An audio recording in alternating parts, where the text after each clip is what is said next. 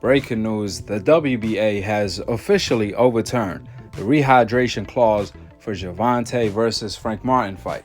In a quick turn of events, the WBA went from telling us yesterday that they are going to mandate a new rule of a 12 pounds rehydration clause for Gervonta versus Frank Martin fight, according to the WBA president Gervonta. However, after they caught a lot of backlash by the fans, today the WBA decided to overturn their decision. The WBA announced today that they are not mandating a 12 pounds rehydration clause for Gervonta versus Frank Martin after all. The reason behind that is because Gervonta and Frank Martin had already signed the contract before this new rule came out by the WBA. Now, the WBA still tried to push this new rehydration clause on them. However, because they failed to notify Frank Martin before he signed the contract, then they don't have the right to do so. They don't have the right to force Frank Martin to do the rehydration clause if he doesn't want to. And because obviously Frank Martin refused to do so if he doesn't have to, the WBA ended up overturning the decision after receiving a whole lot of backlash by the fans. Man, I'm telling you, social media is a game changer. Notice how the WBA made the right decision the moment the fans flipped on them.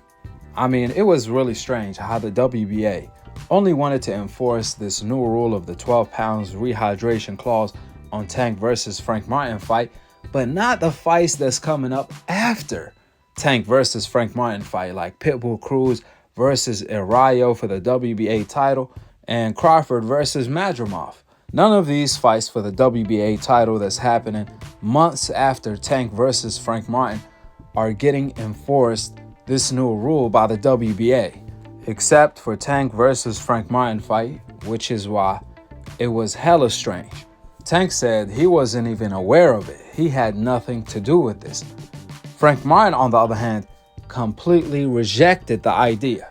And the best thing Frank Martin did was tell the fans about it, because the WBA ended up receiving a whole lot of backlash for doing something random like that to one fight in particular and not the others. That being said, we got a fight on our hands. We don't want to hear no excuses. So I'm glad the WBA overturned their decision. At the end of the day, both Tank and Frank Martin are lightweights. So there's no reason for a rehydration clause.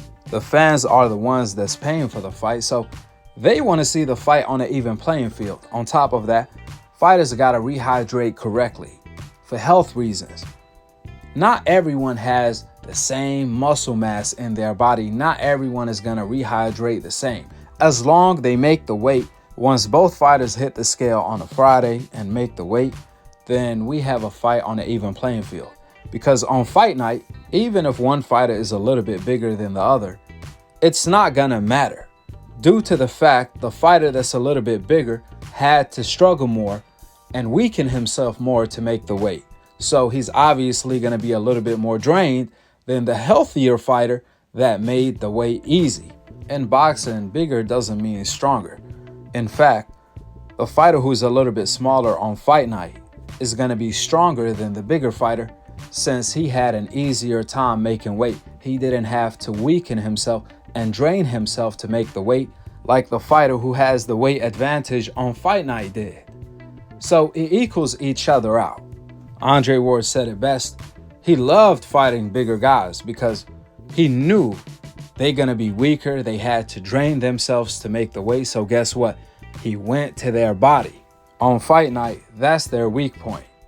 Andre Ward also said he don't understand why fighters put others on a rehydration clause, because the fighter who's bigger is obviously going to drain himself to make the weight.